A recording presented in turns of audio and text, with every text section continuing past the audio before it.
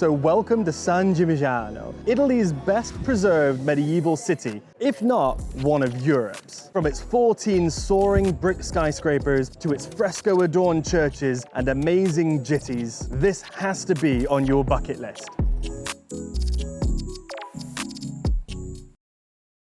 And so how are we going to get there? Well, most will take a tour bus. They'll be hurried in and hurried out. But near from home, slow travels. And I want to visit San Gimignano the old-fashioned way, by foot. Not only appreciating the medieval wonderland we have ahead of us, but also so we can stop, slow down, and deeply appreciate the legendary Tuscan hills just as well. However, as you can see from my backpack, we're back on the trail again today. So first up, let's get to Gambassi Therme, let's get a few supplies, and then the real hike can begin. You gotta love a pre-hike hike.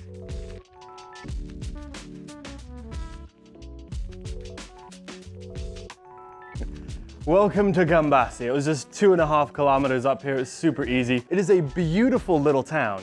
I am just absolutely in love with this central jitty though. Can you believe people live in these places? These houses are so cool looking. But I don't think it's going to be anything in comparison to San Gimignano where we're heading today, which is just going to look epic.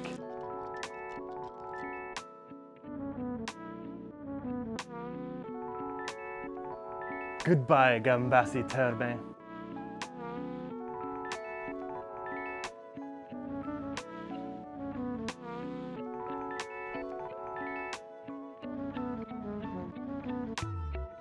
Is it just me, or does this farm road look exactly like the one leading out of the Shire that the hobbits were running down when they do that dolly zoom effect?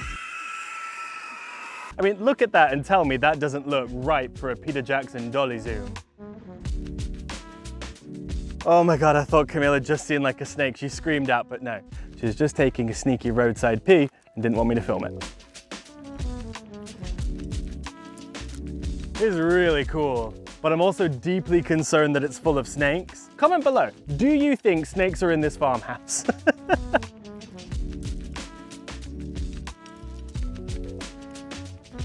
Okay, the damn 4th winery that we've passed today, they've got me. I can't keep my resistance up all day. Plus, we are running quite low on water and we've still got one more steep section left. So we're going into the winery, but I'm going to try my best to not drink too much wine.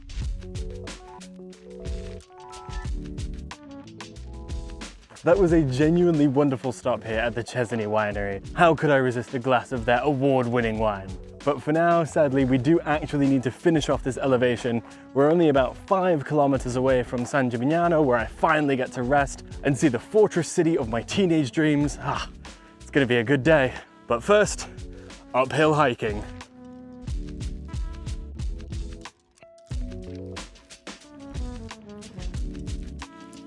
Oh, my spirits are lifted now. There is no feeling in the whole world that compares to cresting a corner and seeing off in the distance your destination for the evening. Not to mention when that destination is as glorious looking as San Gimignano. I cannot wait to get there. It looks amazing. So with my spirits renewed, let's get this last bit done, shall we? Let's get to town.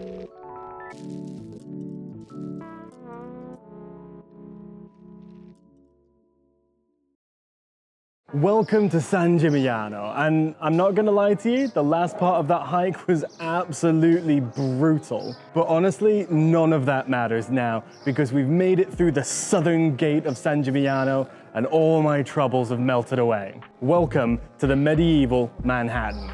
So I'm gonna call it, and people are gonna deal with it.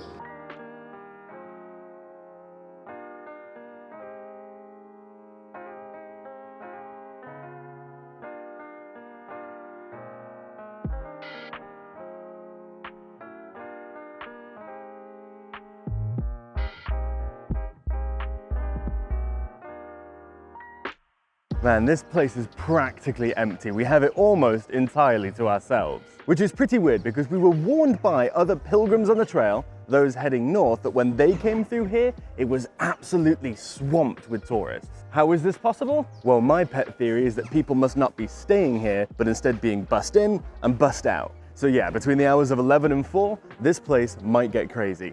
But for right now, for those waking up early, It's fantastic. For now though, as much as I would like to enjoy the peace and quiet, if I don't get some coffee in my system, well, I'm just not gonna last all day.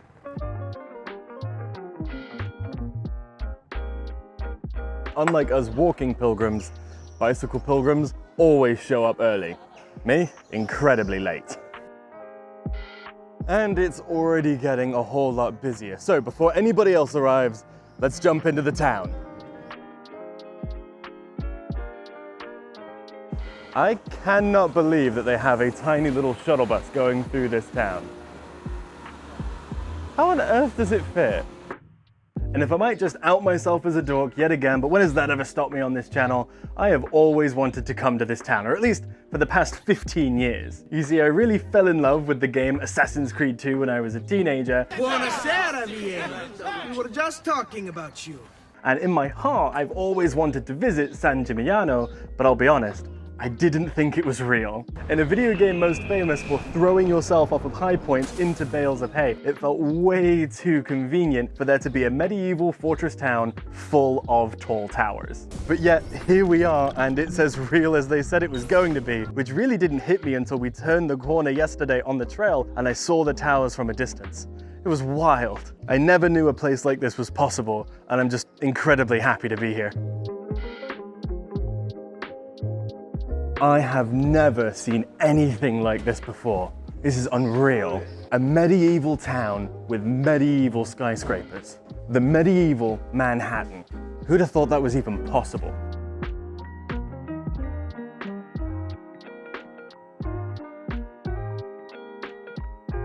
The piazzas here are absolutely incredible. And it's a damn good job. I just love walking around medieval towns because all of the attractions like the museum and the tower views and all that, well, they don't open up for about another hour to hour and a half, which is another thing that makes me think this is a day tripper town, unfortunately. I'm gonna wait for that to go by. Rolly suitcases ruining my dialogue. Tick, tick, tick, tick, tick, tick, tick, tick. I'm so sorry, but I'll never understand why people take rolly suitcases to stone-lined streets. It's just such a racket. But I'm obviously biased. I always carry everything on my back.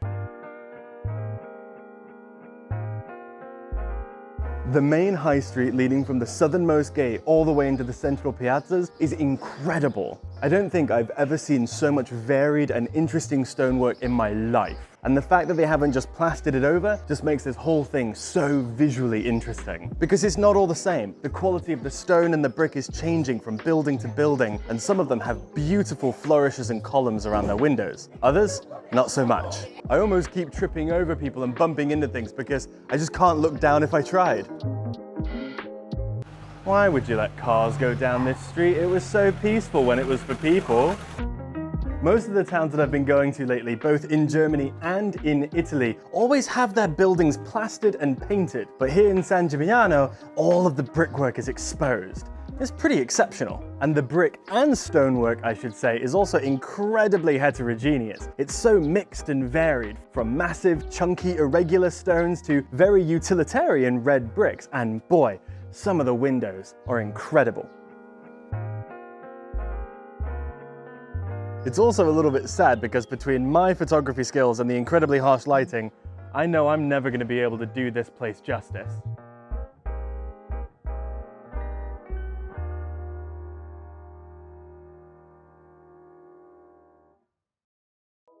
And they say this medieval gate behind me has remained relatively unchanged in almost 1,000 years. And I think that's what is so special about San Gimignano. We're going to leave the city behind just for a minute to check out the medieval fountain. But of course, to leave a medieval hilltop city, you need to go down the hill. It's pretty damn steep. The real question though is going to be if it's worth it, and frankly, I have no idea. And notably, we are entirely alone. So that can mean one of two things. It's not worth it, or tourists aren't willing to do the elevation. Let's go find out, shall we?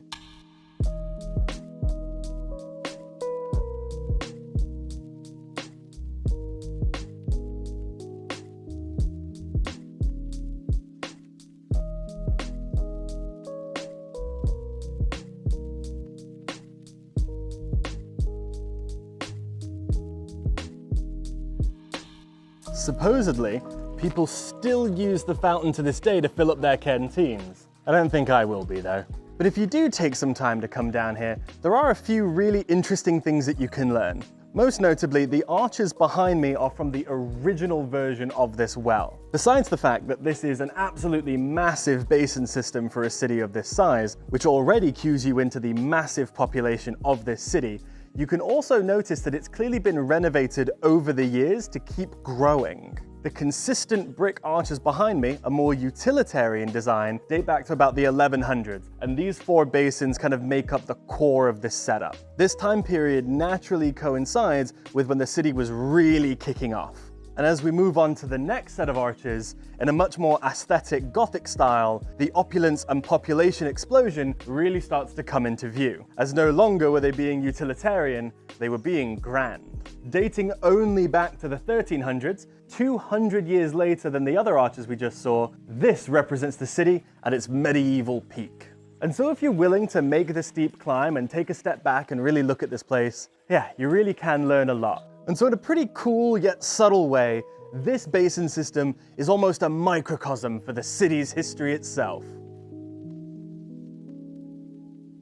But don't just get blindsided by the main basin system. There's right over the edge, there's a little secret one too. And you're not gonna wanna miss that, though I bet everybody else does.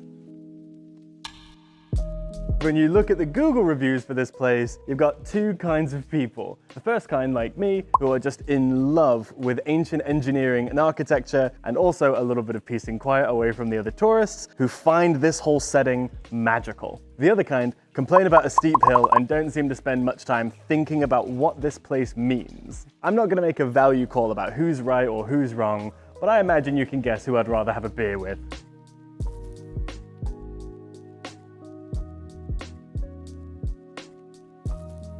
And naturally, the hike back into the fortress is glorious. We went to the basin by exiting down the main road and out of the gate, and just a little bit further on from those basins, you go up around the hill, the views are stunning. If you haven't been hiking in them all day, every day like us, at minimum you need to check these out. They're incredible. They're so beautiful. But enough nature, I've been getting that every day. Today is San Gimignano day. Let's get back into town.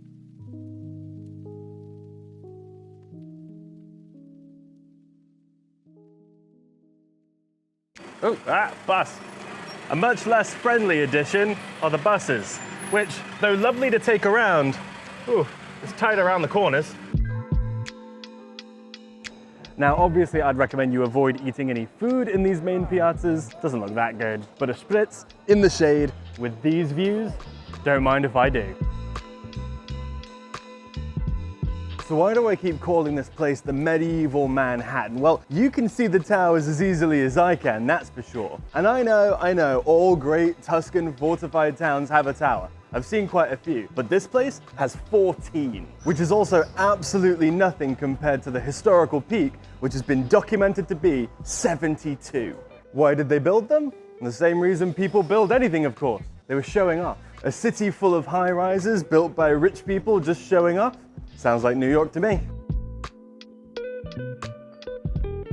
Official pilgrim stop. And speaking of the pilgrim's route, if you haven't been keeping up with the previous videos, you might not know that I'm somewhat of a pilgrim myself, given that Camille and I have been hiking just a subsection of the Via Francigena from San Gimignano and hopefully ending in Siena. San Gimignano has just been an absolutely wonderful, relaxing day off hiking for us, as we crushed 16 kilometers the day before, and tomorrow we've got another 14 ahead of us. But if you want to know more about that, please check out those videos, we'll put them on screen now, and of course like, comment and subscribe so you don't miss out when we get back on the trail later.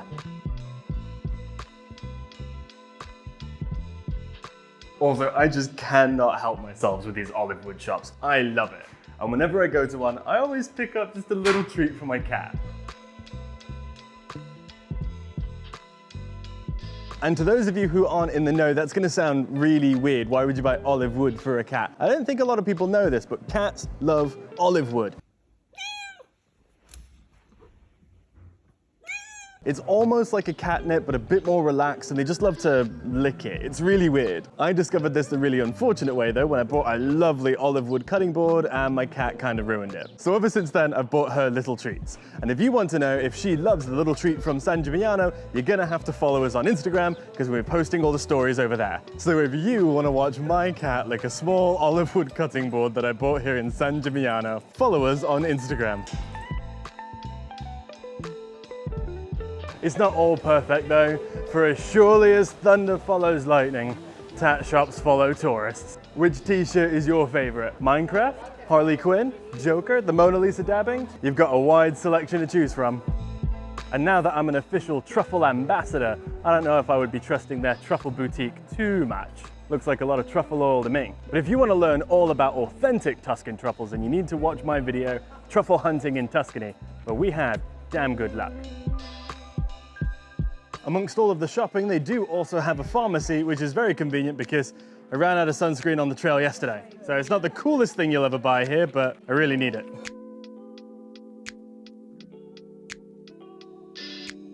The town really is starting to fill up now. I can barely believe how quiet it was this morning and last night compared to this. So if this video is succeeding in inspiring you to come to San Gimignano, then I'm gonna highly advise you don't do it as a day trip. As if you do, you're just gonna end up spending the hottest part of the day in all the crowds, and I don't know, that doesn't seem as much fun to me. I mean, Google says you can do this in 90 minutes, and I don't think so. I also think that to fully experience this place, you need a little bit more time than a tour bus is gonna give you.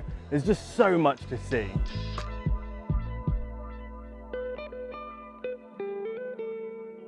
Camille wouldn't move from in front of an ambulance. That's illegal. Now, I'm not too big to admit it, but the heat is really starting to get to me now, and the crowds are crazy. So I think it's about time we finally get off the streets and into the museums. But before we buy any passes for any of the paid museums, there's a little tiny one called the San Gimignano 1300 Museum, which has entirely free entrance, and from what I've heard, not too many people go. So let's see what they're missing out on.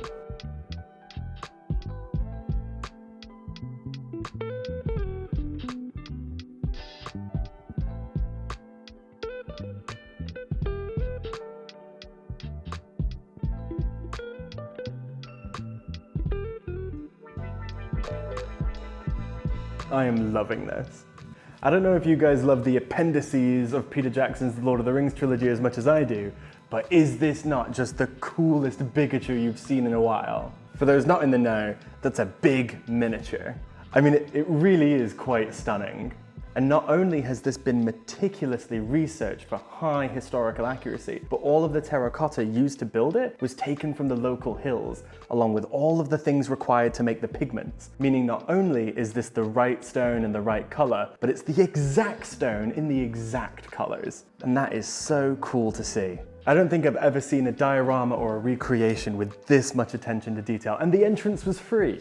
If you come to San Gimignano, you need to come in here. But you'll notice, as with everything I love, it's just me and Camille, no one else is coming in here. Like, this is so cool.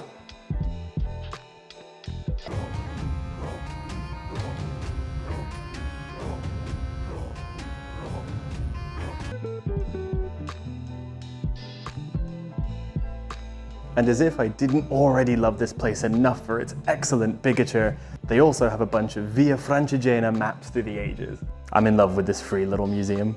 And though it may be free, don't forget to donate. Now, anyone who's seen anything from my Turkey series, just sit down, get comfortable. I just bought myself a museum pass. And if you don't get why that's funny, you need to go watch those videos. Luckily though, it won't take an entire 2-week trip to get the return on investment of this thing. It's only 13 euros, and if you're gonna see more than 2 things in San Gimignano, it's immediately valuable. So my recommendation for you is to get the 13 euro pass and see as much as you can. First up, the Duomo. And a quick pro tip for anybody before you go into the church, because it is a sacred holy site, make sure you're not wearing short shorts. Mine were just long enough to make the cut, but the guy behind me, his shorts were too cool and he had to cover up. Long shorts, yes. Short shorts, no.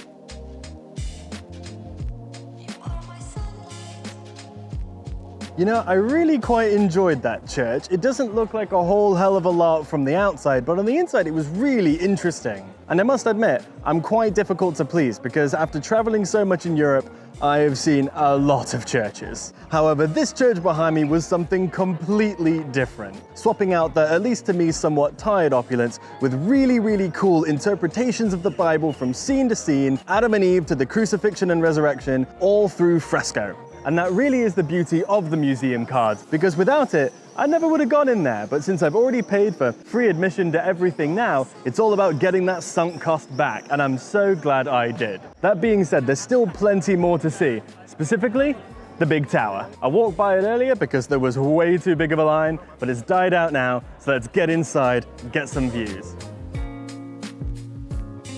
These amazing ramparts and their secular frescoes feel right out of Bolzano's illustrated castle, which is incredibly high praise coming from me, because I loved that castle. I have wanted to climb a tower of San Gimignano ever since I was 14 years old and scaled the outside in Assassin's Creed. Though it also sounds a little bit like I'm climbing into Isengard. It sounds a lot like Isengard.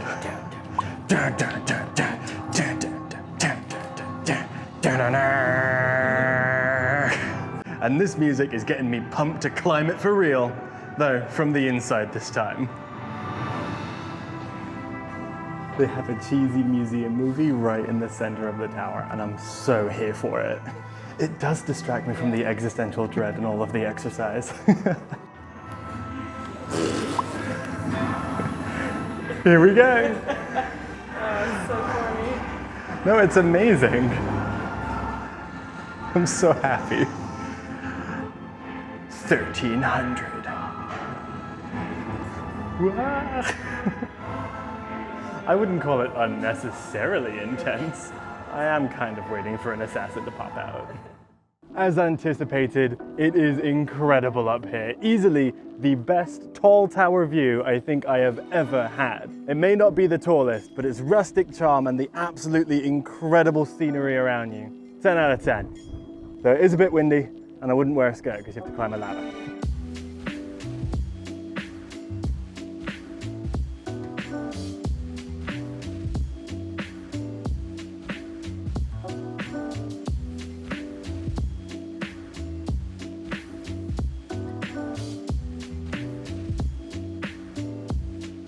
Going up that tower was incredible. I mean, the view from up there was out of this world, as was the little museum video. God, I love those.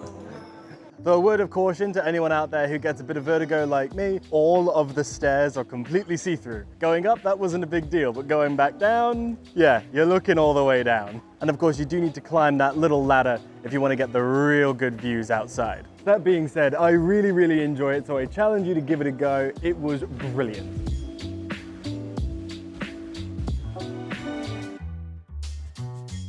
Now, earlier I told you where not to eat, and even though I did have a late lunch without you, I'm sure you won't begrudge me a quiet and peaceful meal. I will, however, give you a small restaurant recommendation, and that's for Dal Toscana. It's hidden away on a little side street, super quiet, super peaceful. The staff were lovely, the food was fantastic, the price was good. What more could you want? And though I wouldn't feel comfortable telling you to come here, I will, however, say I'll come back if I'm ever in San Gimignano again. Grazie. That was really nice of them. Yeah. They were all being so loud until they saw me come around the corner. That was really sweet of them. They got really quiet. It was like a church mouse. They didn't need to do that. But I'll say this town is just absolutely fascinating. The more I learn about it, the more we adventure today, the more questions I have. If it really was so big, rich, prosperous, and well-known, then why exactly was it left behind in the medieval era and not shuttled forth into the Renaissance like so many other great Italian cities? Because that's sort of the thing about Italy, right? Whenever I think of it, I'm either thinking antiquity, Romans, or Renaissance. I never think medieval. That's something for the realm of Britain, France, and Germany, at least in my mind. However, sadly, the answer is as simple as it is devastating. the Black Plague. It absolutely decimated this town, and because of its architectural complexity, there just weren't enough people to really keep it up. So throughout the Renaissance, it was still inhabited, but never with enough money or people to actually afford to bring it into that era. So it just stayed dormant in stasis for hundreds of years. Yet in many ways, their absolute misfortune has been our gain, because this is an incredibly well-preserved Italian medieval city.